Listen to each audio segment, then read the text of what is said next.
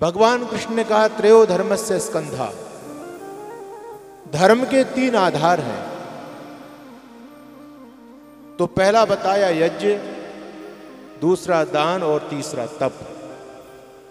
ये धर्म के 3 आधार बताए गए। आज हम यदि चिंतन करें तो जो धर्म के मूल आधार थे यहीं पर कहीं ना कहीं गड़बड़ हो गई हम लोगों से। आज बहुत सारी पूजा पद्धतियां समाज में चल रही हैं, बहुत सारी पूजा पद्धतियां चलती हैं। जितने भी मतपंथ हमारे सनातन के अंदर चलते हैं, सबकी पूजा करने का अपना अलग अलग तरीका है। सभी लोग अलग अलग करते हैं। लेकिन प्राचीन काल में जो पूजा पाठ हमारे ऋषि महर्षि, हमारे भगवान करते थे, भगवान योगेश्वर श्री कृष्ण, भगवान श्री राम, गौतम, कपिल, कणाद, ऋषिवर, पतंजलि, महर्षि दयानंद, ये जो ऋषियों की परंपरा और हमारे पूर्वजों की जो परंपरा थी, उनकी पूजा पद्धति एक होती थी। और भारत की सबसे वैज्ञानिक, सबसे प्राचीन, सबसे साइंटिफिक कोई पूजा पद्धति है तो वो यज्ञ है। लेकिन आज हम लोग यज्ञ को भूल गए। नई नई पूजाएं समाज में चल रही हैं। तो जब तक हम अपने मूल से नहीं जुड़ेंगे तब तक कल्याण होने वाला नहीं है। भगवान कृष्ण यज्ञ के बारे में जब गीता में बोलते हैं तो इतना बोला और बोलते चले गए। और सारे संसार का, सारी सृष्टि का आधार, मूलभूत यज्ञ को ही भगवान कृष्ण बताते हैं। लेकिन हम कृष्ण के भक्तों ने भगवान कृष्ण की नहीं मानी, हमने भगवान राम की भी नहीं मानी।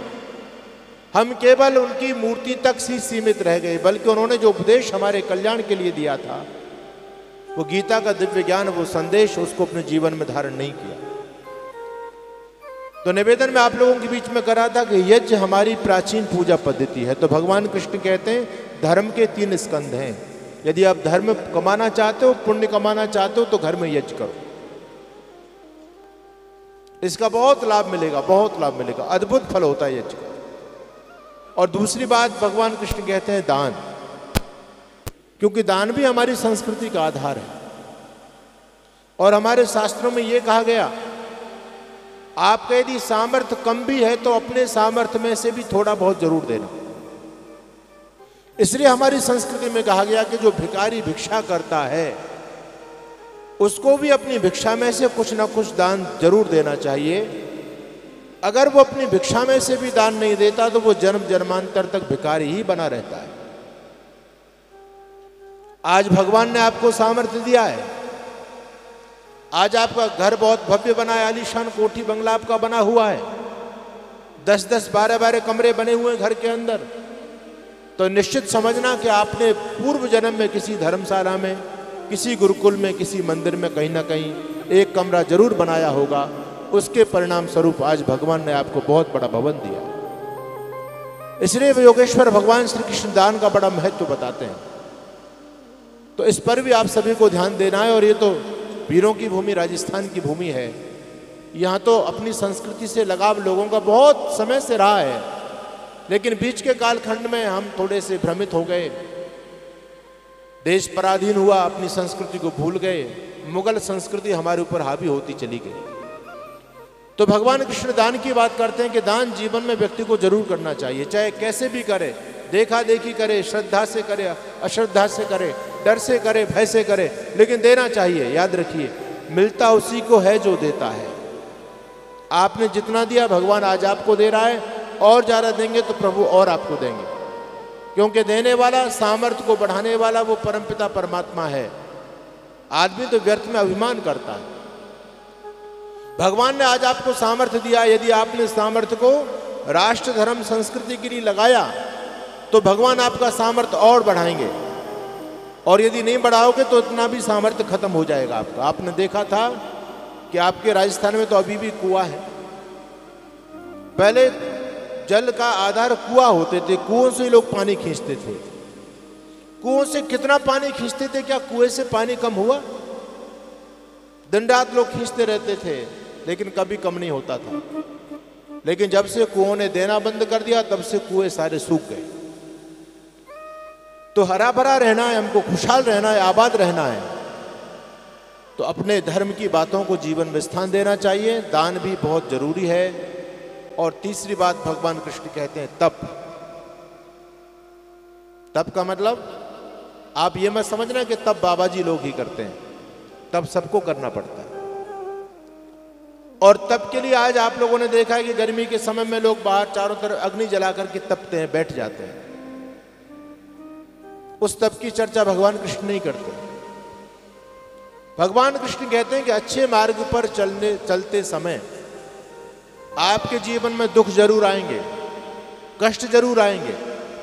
जब भी आप कोई शुभ संकल्प जीवन में धारण करेंगे तो शुभ संकल्प धारण करते ही आपके जीवन में रुकावट आएंगी, परेशानी आएंगी। जैसा कि हमारे प्रेम जी बैठे हुए हैं, नरपत जी बैठे हुए हैं, इन लोगों ने जब भूमिका बनाई होगी गुरुकुल की तो बहुत सारे लोगों ने यह भी कहा था तुम बेकार के क्या चक्कर में पड़ रहे हो, रहने दो। ये भी लोगों ने कहा होगा। कुछ लोगों ने हतोत्साहित भी किया होगा, परेशानियां भी आई होंगी। लेकिन यही तप है कि जो मन में ठान लिया अच्छा काम करना है तो करना है। जीवन में कितनी भी बाधा आ जाए उन बाधाओं से व्यक्ति जो विचलित नहीं होता, इसी को भगवान कृष्ण तप कहते हैं। धर्म के मार्ग में चलने में बड़ी कठिनाई होती है। अगर धर्म का पथ इतना सस्ता और सरल होता तो दुनिया में हर व्यक्ति धर्मात्मा बन जाता। तो पदे पदे चुनौतियां आती हैं जीवन में, तो कभी भी धर्म के पथ से विचलित नहीं होना। परेशानी आएंगी, हम उनको दूर करेंगे, विचलित नहीं होंगे। ये है आपका तप। तो द्वंद्व सहनम तपा, सुख दुख हानि लाभ मान अपमान, इनमें सम रहना। कोई अपमान करे या कोई सम्मान करे तो आपको सम स्थिति में रहना है। जीवन में दुख आ जाए चाहे सुख हो, दुख में घबराना नहीं है और सुख में फूल करके कुप्पा नहीं होना है। आदमी सुख का जब समय आ जाता है तो अधर्म करता है, धर्म को भूल जाता है। तो हर स्थिति में सम रहना है। भगवान श्री राम के जीवन को आप देखिए, सुबह राज्याभिषेक होने वाला है, चक्रवर्ती सम्राट का पद मिलने वाला है, लेकिन पता चला कि आपको राज तिलक नहीं, आपको तो जंगल में जाना है। कितनी बड़ी परिस्थिति जीवन में आई होगी, आप सोचिएगा। कहां तो व्यक्ति राजा बनने का स्वप्न लेकर के बैठा है और अचानक सारे अरमानों पर पानी फिर जाए और एक तरफ गद्दी गई हाथ से और आदमी को वन में जाना, और वो भी 14 साल के लिए जाना है। आप सोचिए। लेकिन भगवान राम क्या व्यथित हुए, परेशान हुए? खुशी खुशी माता पिता का आदेश श्रोधार्य करते हुए उन्होंने धर्म के पथ को नहीं छोड़ा। यही तो कारण है कि आज लगभग 10 लाख वर्ष होने के बाद भी भगवान श्री राम को इस धराधाम पर आए लगभग 10 लाख वर्ष हो गए। 10 लाख वर्ष होने के बावजूद भी आज भी हम उनको स्मरण करते हैं, उनकी भक्ति करते हैं, उनको प्रणाम करते हैं। तो जो धर्म के रास्ते पर चलते हैं उन्हीं के दुनिया में झंडे बुलंद होते हैं। इसलिए जीवन में कभी भी धर्म को पथ को नहीं छोड़ना, विचलित मत होना। बाधाएं आएंगी, रुकावट आएंगी, अच्छे मार्ग पर चलने में परेशानी आती ही है, लेकिन जो धीर पुरुष होता है वो कभी भी इन परेशानियों से विचलित नहीं होता। धैर्य रखिए, धैर्य। धैर्य धर्म का पहला लक्षण है। लेकिन आदमी थोड़ी सी विकराल परिस्थिति आने पर सबसे पहले धैर्य को छोड़ देता है, और धैर्य छूटा तो फिर व्यक्ति बहुत सारे अनैतिक कर्म भी कर देता है। विश्वास आदमी का डगमगा जाता है। इसलिए धैर्य कभी नहीं छोड़ना। अच्छे कार्यों में धैर्य पूर्वक संघर्ष करते हुए आगे बढ़ना है।